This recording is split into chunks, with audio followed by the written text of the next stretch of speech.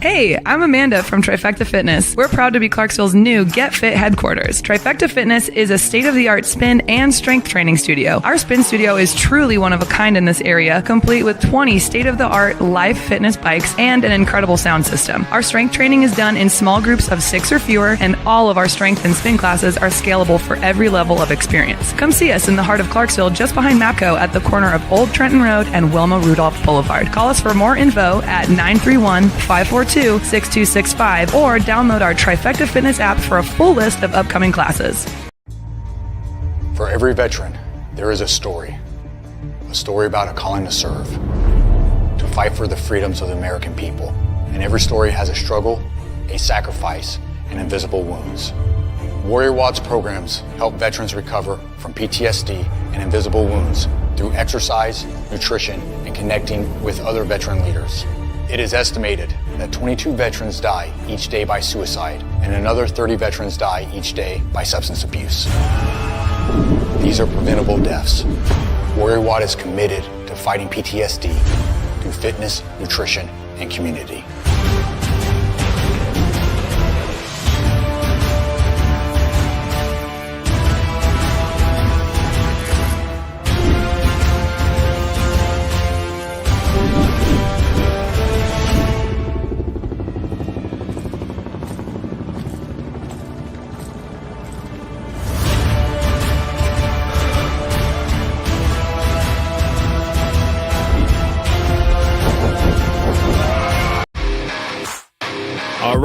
All right. Welcome back.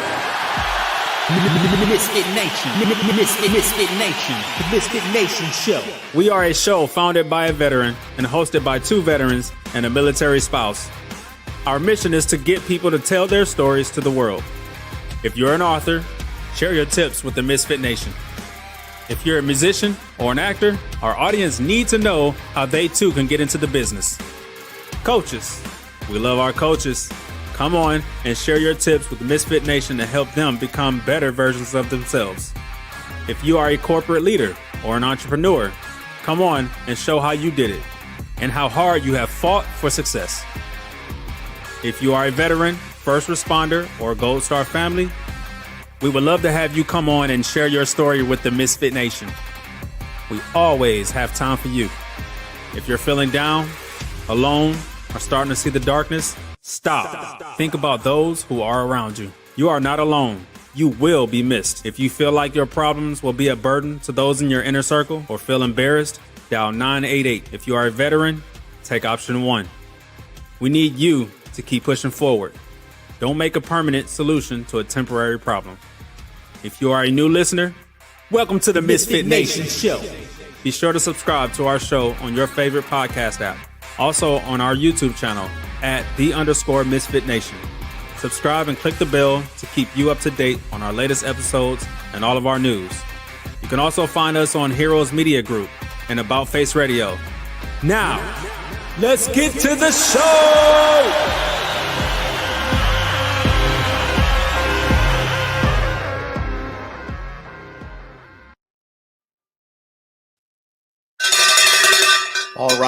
All right. Welcome to a special Sunday morning edition of the MisFitNation. We are live at night across the pond in Germany with our guest who's awesome. And we worked this out so we both can share with our audience all the work that she's doing and her journey to where we are today.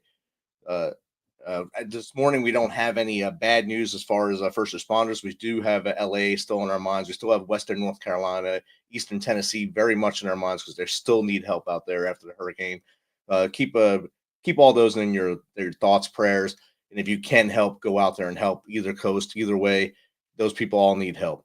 So today we have a great guest. She's the founder of Act Bold and creator of Get Better Roles and Passion Project to Pro, or P2, I'm sorry.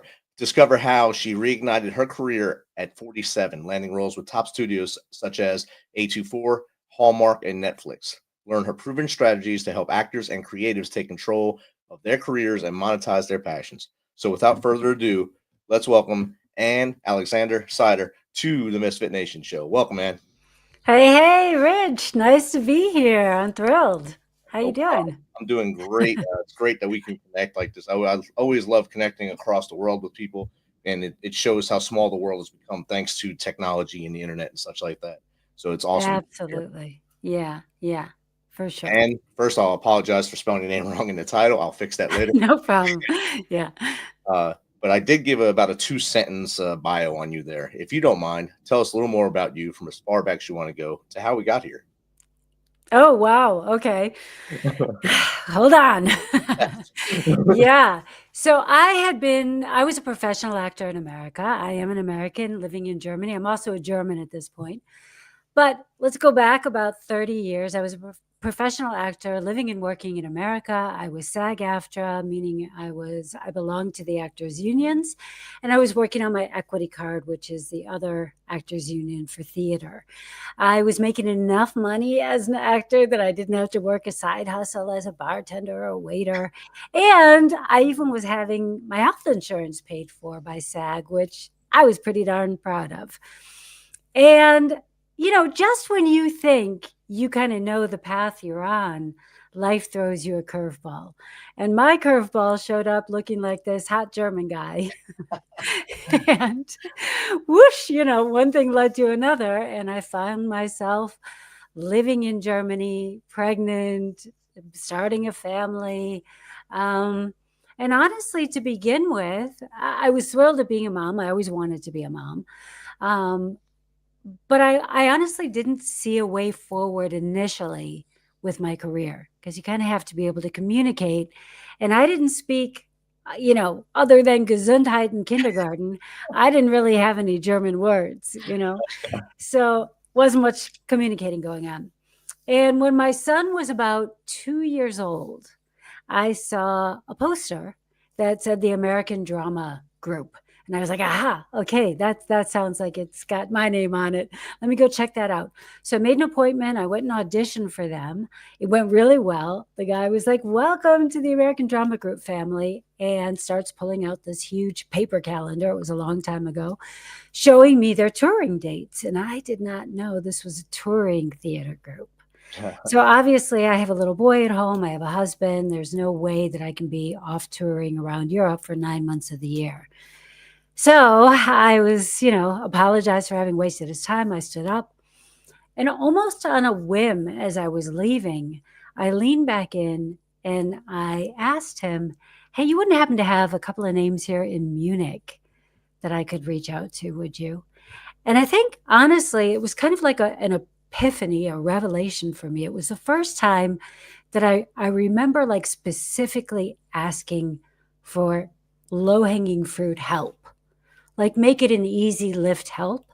And the result was he gave me 2 names, which became pivotal in launching what became an extremely prolific voiceover career in Germany. So at one point, I was one of a handful of top American voices in coming out of Germany. So representing all the German brands that you've heard of, and all the ones that you probably have never heard of, doing everything and anything from cartoons, video games, corporate videos, commercials, car instructions, like turn left here, those kind of things, meditations.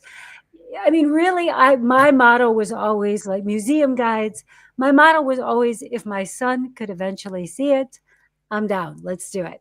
And so really it led to me doing quite a lot of things. The voiceover then led to presenting, which then led to commercial work, which was all acting adjacent. And it brought up a lot of interesting feelings in me. So I was proud of everything I was able to accomplish in Germany as an American actor. I was also very proud of my family and very involved in that. But I was also feeling a lot of guilt because I was wanting more. It wasn't what I wanted when I became an actor. It wasn't the dream. It wasn't what I signed up for. And I wasn't even getting a chance to like sink my teeth into those meaty roles. And yet I didn't want to seem ungrateful. I didn't, so I had a lot of guilt around that, to be honest. And I was always looking for something to fill the void that acting had left in my heart, in my soul. So I did so many other creative things, from studying interior design to painting to blogging to YouTube to all sorts of different things. But it wasn't until my son was about 16 years old and he came to me. We had a standing movie date every Friday night, and he came to me on Thursday and he was like, "Mom, I don't want to hang out with you on the weekends anymore." Yeah, exactly. Very bittersweet, very bittersweet. But it was interesting. And I think my husband was away golfing that weekend or something. But I had the entire weekend like to myself for the first time since I had left America, for the most part. And it was the first time that I could ask myself, well, what do I want? Like, not what do we want? What should I do with my son? How do, what do my husband and I want to do? What do I want to do? And the answer was, I just wanted to have some fun. And my idea of a good time is taking an acting workshop. So I sat down and I Googled acting workshop Munich English. And as serendipity would have it, there was an acting coach, an amazing acting coach out of LA in Munich that weekend teaching a workshop, and there was one spot open. So I whipped out my credit card. I signed up for that thing. I showed up the next morning with my packed lunch and my thermos of water, with high hopes and low expectations, to be very honest. I just had no idea what to expect from any of it, whether it would be the caliber that I wanted it to be, whether it would be the kind of training that I resonated with. But it was amazing. And what happened was, I realized within an hour of the workshop starting that there had been this pilot light burning in me for 16 years. And by the end of the workshop, it had just like combusted, and I was on fire. The coach saw it as well. He's like, you, and you three are on fire. You have got to stay in contact. You've got to continue with this. I'm still friends with one of the women I met from that workshop. And I came home that Sunday night and told my husband, I need to relaunch my acting career. I know I'm 47, now I'm 58. But at the time I was 47, I said, I have no idea what this looks like. I have no idea if I'm going to fall flat on my face. I don't care. I just know that when I get to the end of my days and I am watching my final film of my life playing in my head, I don't want to be screaming, change the channel.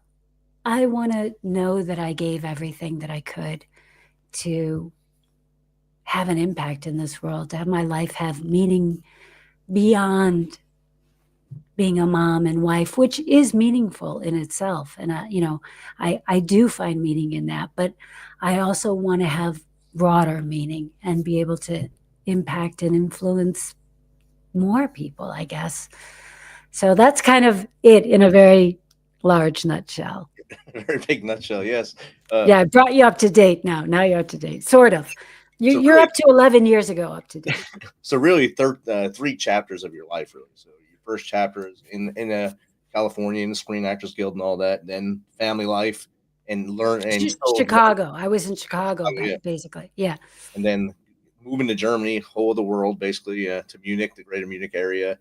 Learning the language, like you said, you knew how to say Gesundheit and stuff like that. When I went there, I knew how to say Guten Morgen, and that was it. And yeah. I relied on I can say English. everyone else to help me out as I walked. And I looked like a crazy American walking down the road. And then now you found your purpose again. You found your purpose, your passion, and part of one of your founding is Passion Project to Pro, and that shows right there. It's your passion. You love it, and you want others to love what they do as well. So that's awesome. It's a testament to you and your dedication. So tell us a little bit how you started the Act Bold and, of course, Passion Project to Pro. Yeah.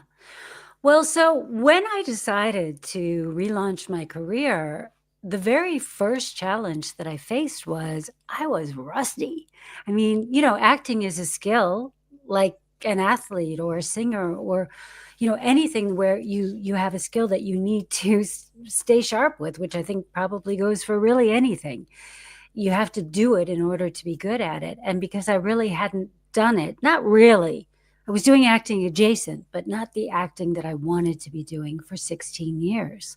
So my very first obstacle was my lack of confidence in my skills.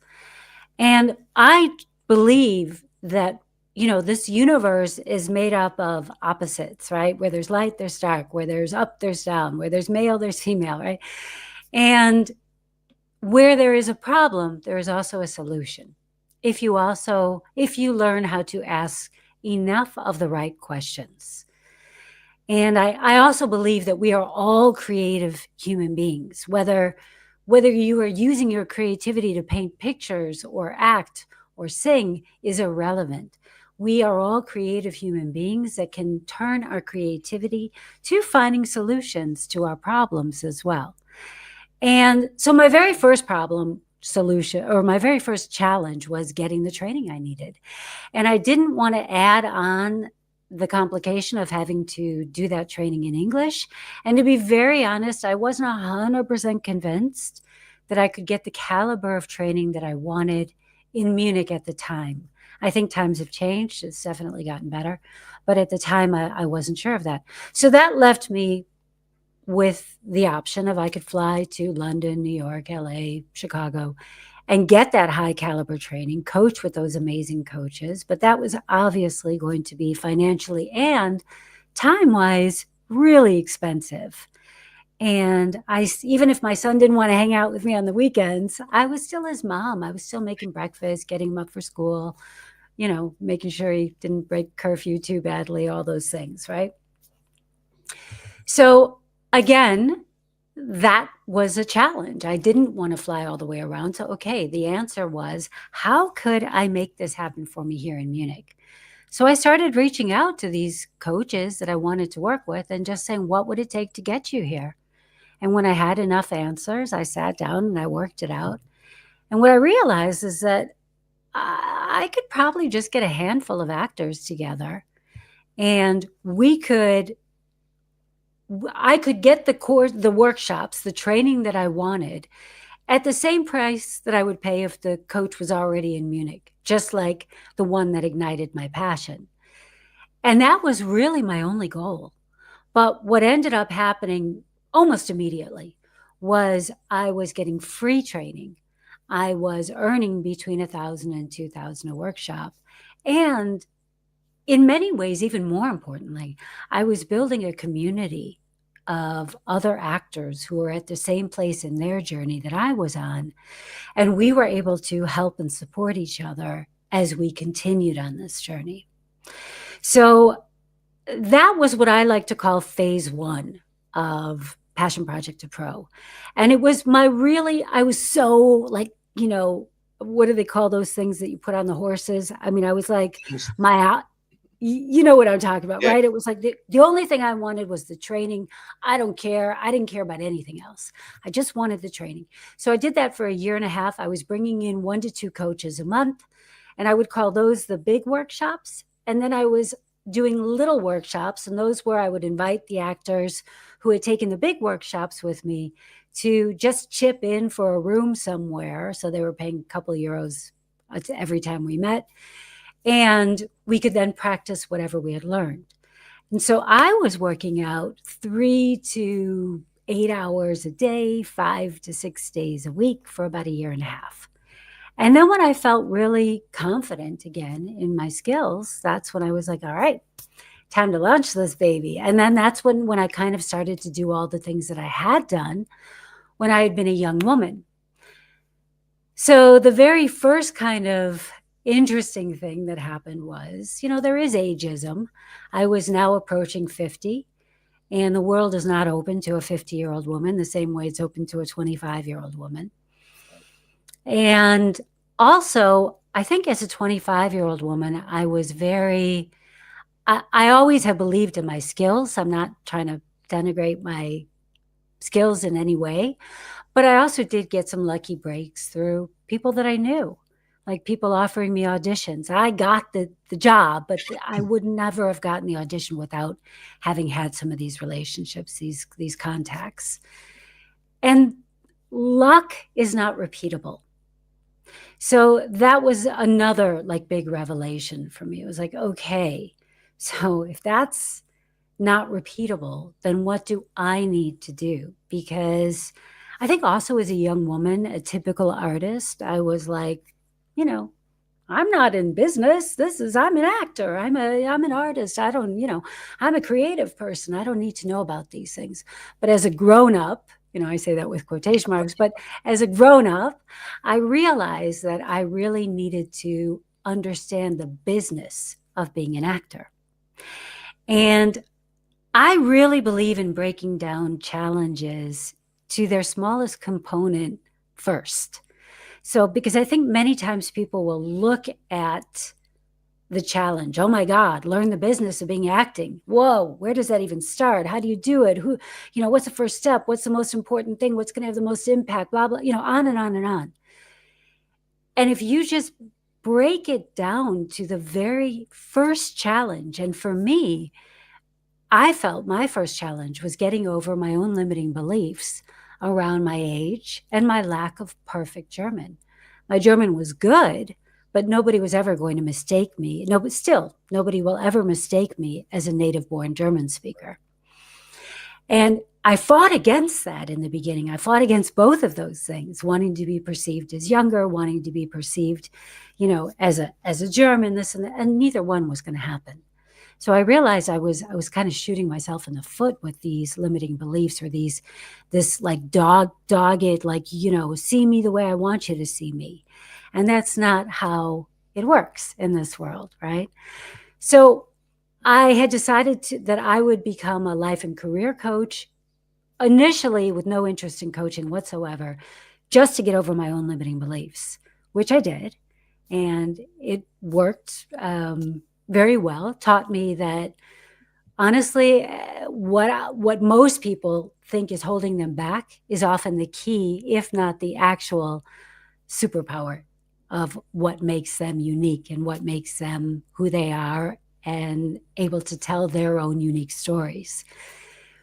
But the other thing that it was like this revelation, because I realized, I can just adopt somebody else's timeline and strategies or framework and strategies and condense my own timeline instead of having to learn everything through trial and error. And then it was like, what else don't I know? And then it was, oh boy, what don't I know, right? Lots.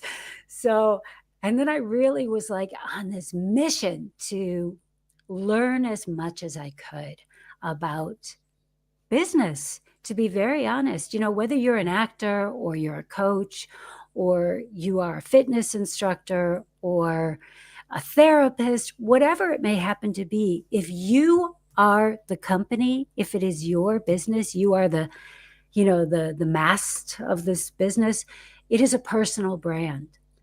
And so you must know what makes you stand out beyond your competition.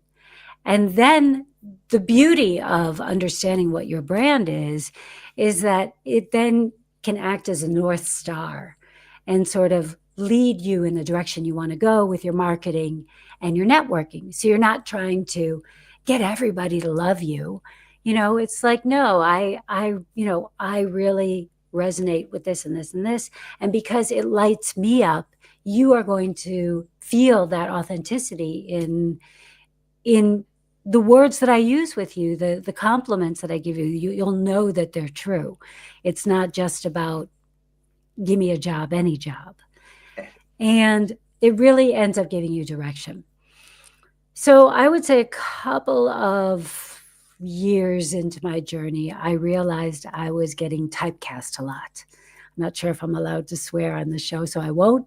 But it was as the witch in charge with a B. Yes. That's how I was getting. You got it. Good. So that's how I was getting cast all the time. And sure, I can play that, and I don't think anybody, if you're watching this, nobody's going to go like, really? I'm not so sure. Yeah, it's part of, I'm a strong woman and it comes across But what they weren't seeing were all the other layers. They weren't seeing my humor. They weren't seeing my maternal side. They weren't seeing my more vulnerable sides, my more passionate sides. What they were seeing is someone who looked like they had it all together and was very kind of lean back. Whereas I'm, as you can probably tell, I'm a lean in. Like I lean in throughout the whole conversation. So I wasn't so happy with those roles. And even though I hadn't quite landed on that I needed to change my branding, I didn't have the wording for this, I knew they weren't fully understanding everything that I could bring to the table. So I set about changing that. And while I did, I stumbled across branding as like an actual thing and became even more specific and intentional about it. And then, everything with acting takes a while because you have to create a film or a scene or a short film, whatever it may happen to be. You have to edit it. You have to, so everything takes a while. But it took about 1.5 years for me to entirely change my branding. But when I did, that's when I started to get much better bookings that were much more three-dimensional. In fact, I may have even gone too far. I ended up getting like a big supporting role in a Hallmark Christmas movie. So it was like, oh, a little too sweet. Okay, let's pull back on that one and lean into some of the, the dark corners again. And but when I started to do that, that's when other actors started to ask, "Oh, how'd you get that? What are you doing? What's happening?" Because your auditions, your bookings are getting a lot better. And that's when I started first coaching one-on-one, which led very quickly to one of my signature programs, which is Get Better Roles, which is where I help trained actors who feel like even though they've been doing all the right things, maybe they have an agent, they've been in the business for a while, they're not newbies or anything, the casting directors may know them, they're still not getting the opportunity to audition for the roles that they know that they can play, that they deserve. So I help them to do that by honing their brand and their marketing and their networking. And one of the techniques I was doing to do that, and I think I'm probably like a once-a-month girl or something, I don't know, because I was doing the workshops once a month. And then I decided when I was going to change my branding that I needed to write, shoot, produce a short film once a month. So these weren't huge things. Some of them were just a couple minutes long. But filmmaking is expensive, even when everybody's donating their time. You still have to feed them. And in order to entice like high caliber DOPs, the director of photography, the camera person, you have to offer them really great equipment, which you have to rent. And you have to, maybe you want to offer some new piece of equipment, whatever's new and trending. And how can we incorporate this? So it still costs a few €1,000, dollars, however you want to look at it, no matter what, even when everybody is donating their talent and their time for free. So then I remembered, well, I could just put some workshops together quickly and get the money I need to finance these films. And that's what I started to do. And then that's what I call phase 2, which was honestly, truly just about having a decent side income, doing something that I enjoyed, basically. I mean, it was no more, no less than that. And then phase 3 of Passion Project to Pro was really when I was using the workshops, which I'm still in, to network with people who I would normally not necessarily be able to network with. So for instance, me, an actor without a huge name, but I'm a working actor, but still not a huge name. So not a lot of power in the industry. Trying to say to a big time casting director, hey, you want to sit down and talk with me for an hour? No thanks. Got other things to do. So offering them a workshop, to pay them to put on a workshop, was giving them a platform to showcase their expertise, also giving them a place to meet other actors that maybe they could use for their projects, as well as literally financially paying them. And then we were able to meet not just as actor to casting director or actor to showrunner or whatever it may happen to be, but human being to human being. And we both have this passion for the acting industry, for the film industry. And at the very least, I always was able to create a professional friendship. And best case scenario, which has happened a handful of times, I've actually created real friendships with people who I, spend time with, doing whatever you would do with normal friends, go out to dinner, go see a movie, have Thanksgiving together, those kind of things. And I guess that leads me to, throughout these past 13, 14 years since I decided to relaunch my career, and maybe it's just my age, I just know so many people that have spent the majority of their lives doing things that don't light them up, because they don't see a way to what lights them up in a way that would, that they could monetize. And I think the problem is, I think where this stems from is that people think that they have to be an expert in order to monetize their passion. So you're either doing it like I earn money as an actor, or you're teaching it. I don't teach acting, but a lot of actors do to supplement their income, and there's nothing wrong with it. And I do believe in having many streams of income for no matter what. This is a precarious world we're living in at the moment. So you don't want to just be tied to one thing.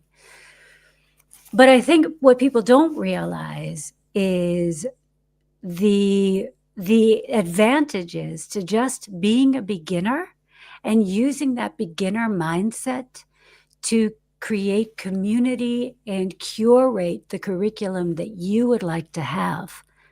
So you're pulling in the coaches, you're pulling in the experts, and you are creating a curriculum truly for yourself. You are your perfect client avatar to begin with. And then the people that resonate with that will gravitate towards that. And then that way, you're not having to fake it until you make it. I hate that phrase.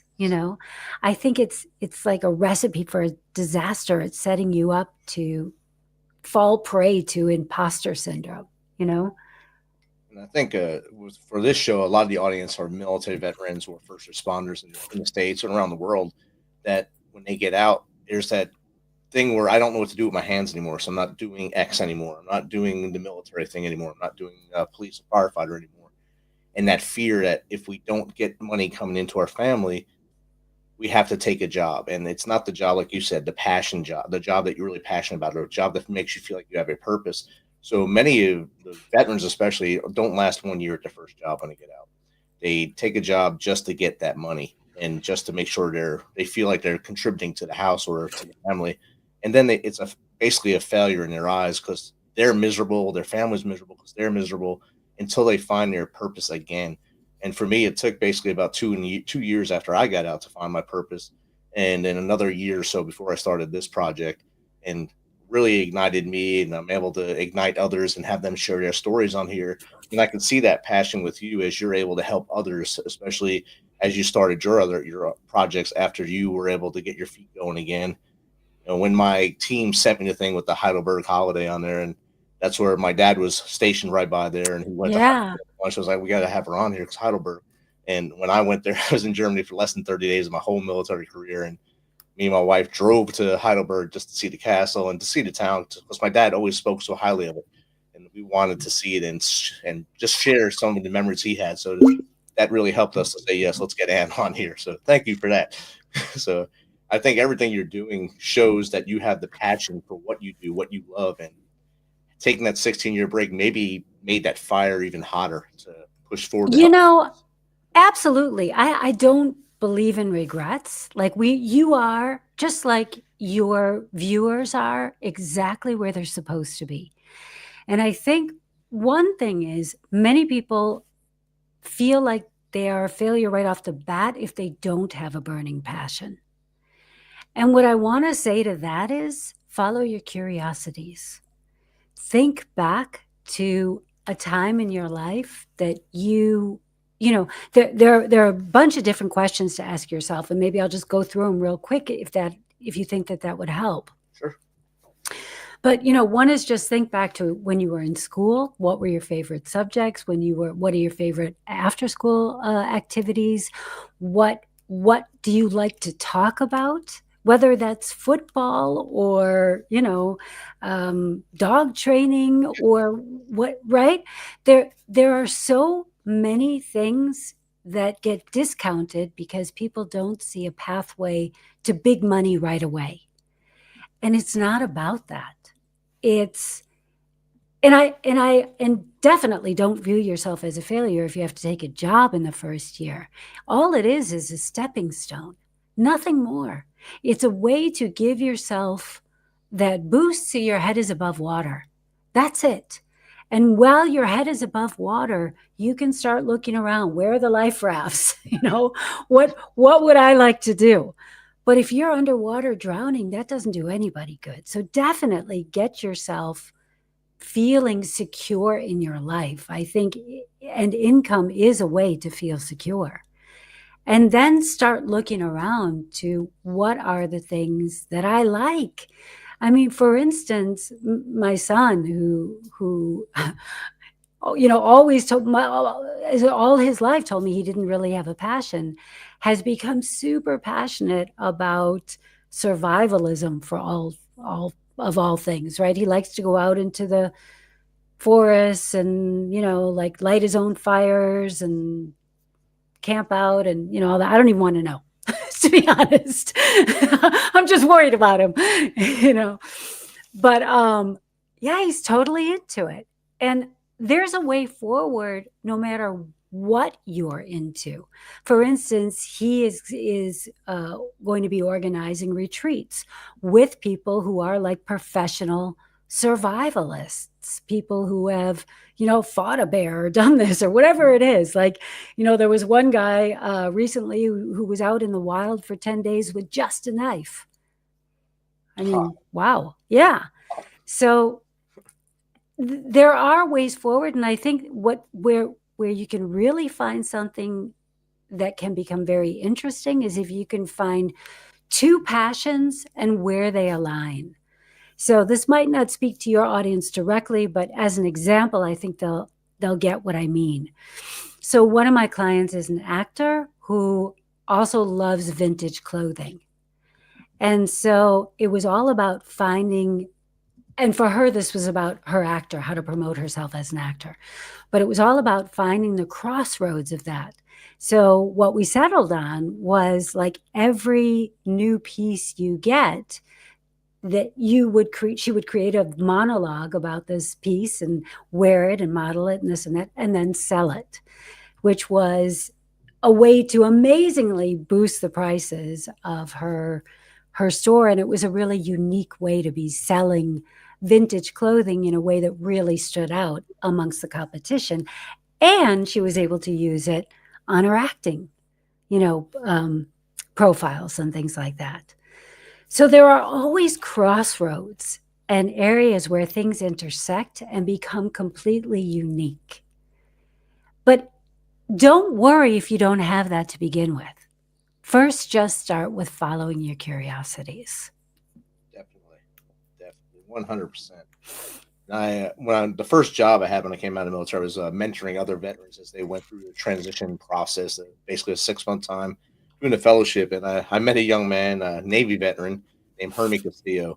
And he was working at a theater in LA, and he was doing productions there for other veterans to share their story.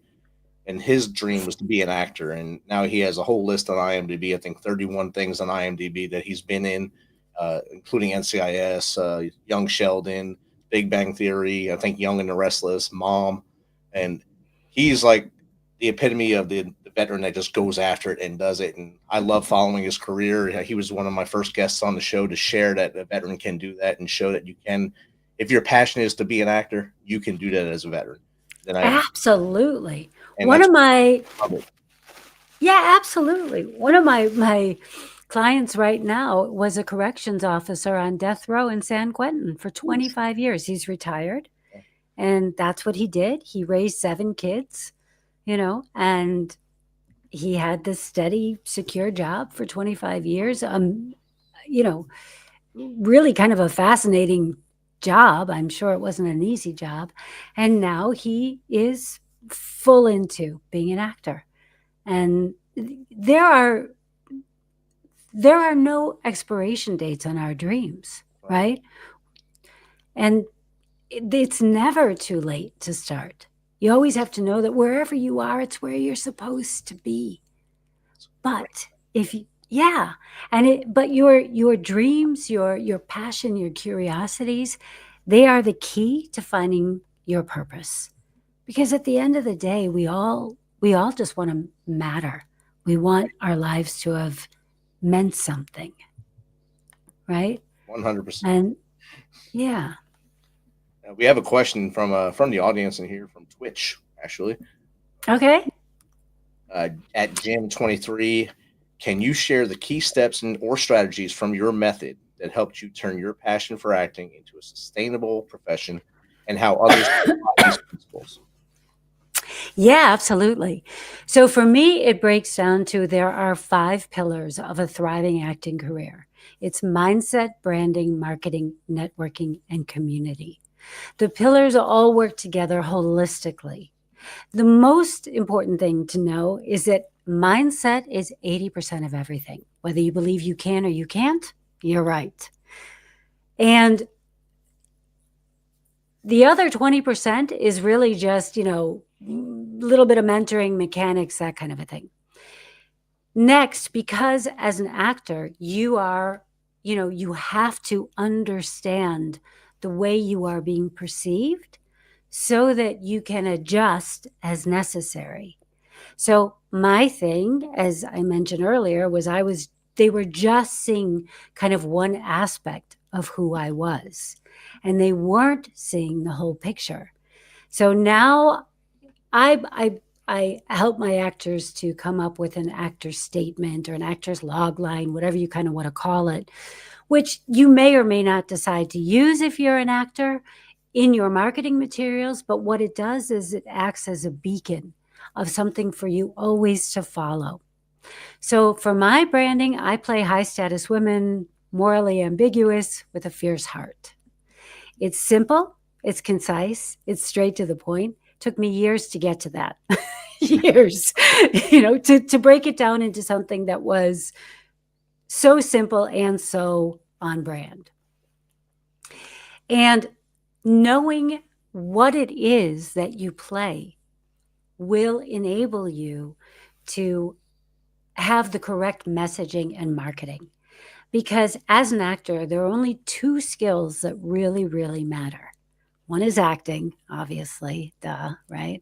But the other one, when you're not actively acting on a job, or you are actively looking for a job or working on improving yourself. But the other skill that you need to have is being able to pitch yourself. And if you don't like the word pitch, think of it as advocating for yourself. And that goes into your marketing and your messaging. And so being able to understand that, what it is that you bring to the table, then being able to infuse that into your marketing and your messaging. And again, as I said earlier, it then also guides you to the networking opportunities that will present themselves to you and that you can make happen. I'm very much about, knowing what you can control and knowing what you can't control. And don't waste time on things you can't control. You can control what you think, what you do, and how you choose to perceive the things, your experiences. That's it. But that's a lot. And those are it is a lot, right? And so what's that? They can hit rewind and replay it to get it all. So. Yeah. So, I mean, if it were, it's a big involved, it's very simple, and yet it's not easy, right? Because if it were easy, everybody would be doing it. Exactly. 100%. And this has been a quick 45 minutes, really. We've rocked through your whole life up till about 4 years ago, probably think we're up to. But you're doing great things. And I love that you put your passion into helping others now. If what we do at the end of this show all the time is ask our guests to give 3 things our audience could do starting either today or tomorrow to make their life a better thing for themselves or be more successful, be a better human. What would those 3 things to be for you to tell them?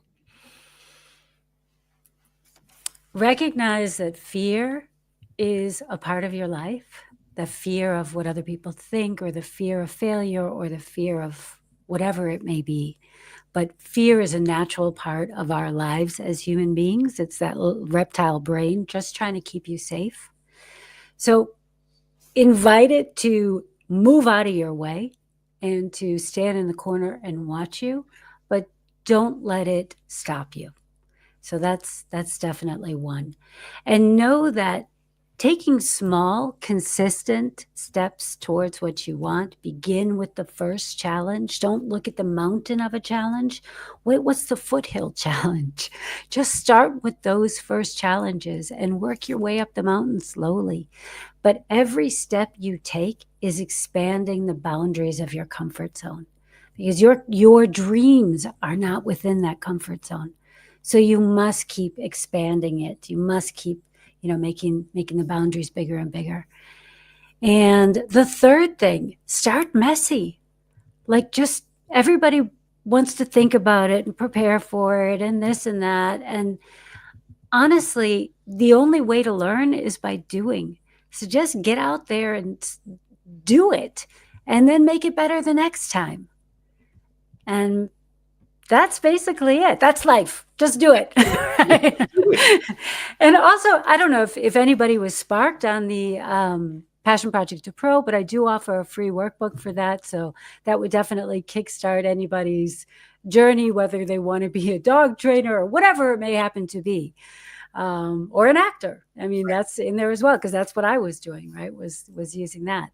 And that's at actboldtraining.com/P2. P is in passion, small case. Awesome. And what's the best way to get in contact with you if someone wants to have you on their show or just to pick your brain?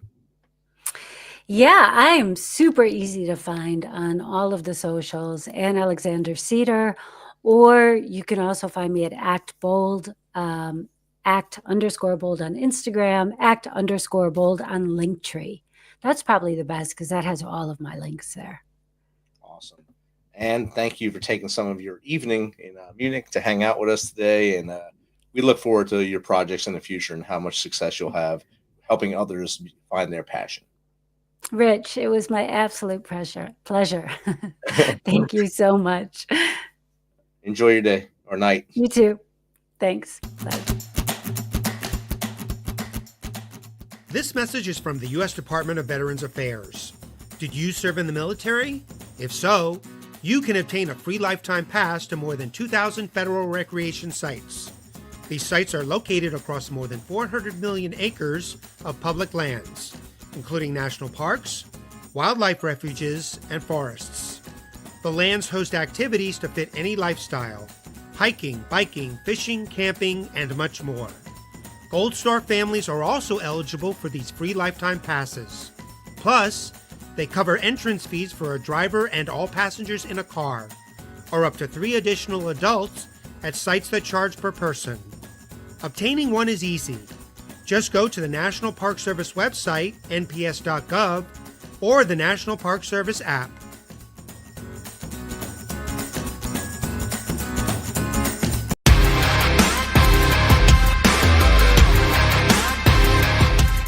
Thanks for checking us out and being a part of the Misfit Nation show. Don't forget to visit our website at themisfitnation.com. That's themisfitnation.com. Check out all our past episodes and get some of the great Misfit Nation gear for you and your family. As always, be humble, stay hungry, and keep hustling, because we are Misfit Nation. Misfit Nation.